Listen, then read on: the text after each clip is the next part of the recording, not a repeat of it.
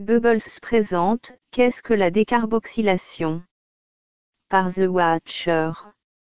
Source La science du cannabis. Vous êtes-vous déjà demandé pourquoi le cannabis doit être chauffé pour avoir des effets psychoactifs? Et pourquoi manger du cannabis cru ne fait aucun effet? C'est parce que le cannabis doit être décarboxylé avant d'être psychoactif. Explication. La décarboxylation expliquée.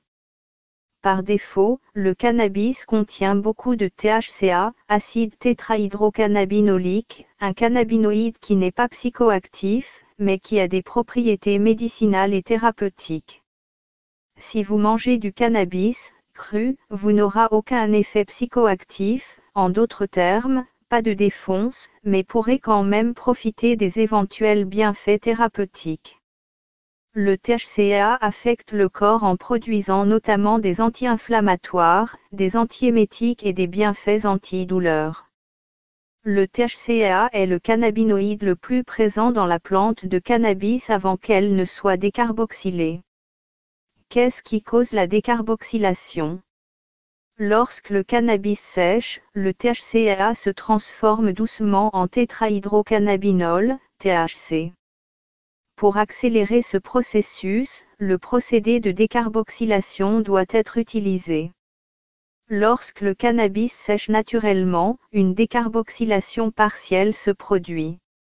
C'est notamment pourquoi certaines fleurs contiennent déjà du THC, aux côtés du THCA plus largement présent. Lorsque vous appliquez de la chaleur comme une flamme ou vaporisez, le cannabis se décarboxyle instantanément et devient psychoactif. Alors que des cannabinoïdes décarboxylés en vapeur peuvent être facilement absorbés par les poumons, les aliments infusés au cannabis demandent à ce que ces cannabinoïdes soient présents dans la préparation afin que le corps les absorbe pendant la digestion.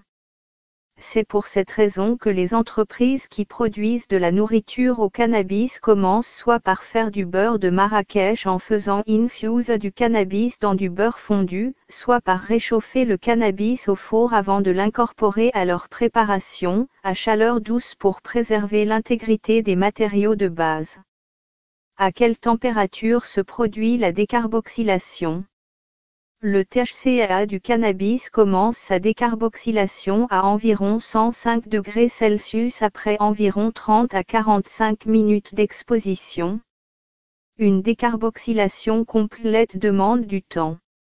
La plupart préfèrent décarboxyler le cannabis à une température légèrement inférieure mais pendant plus longtemps pour préserver les terpènes.